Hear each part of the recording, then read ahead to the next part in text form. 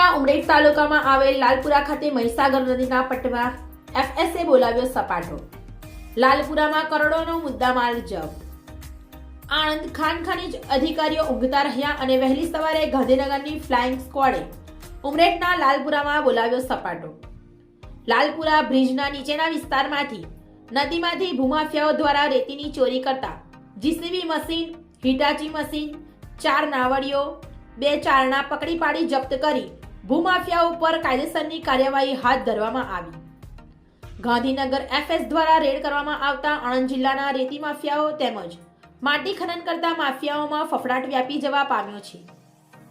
જો ગાંધીનગર એફએસએ દ્વારા રાત્રિના સમયે ખાનપુરથી સારસા ચોકડી ઉપર ચેકિંગ કરવામાં આવે તો ખાનપુરાના રેતીના માફિયાઓ રાજુ વણઝારા, હરીશ ઓડા, લાલાભાઈ જેવા રેતી માફિયાઓના રેતી ભરેલા ડમ્ફરો પકડાય તો નવાય નહીં.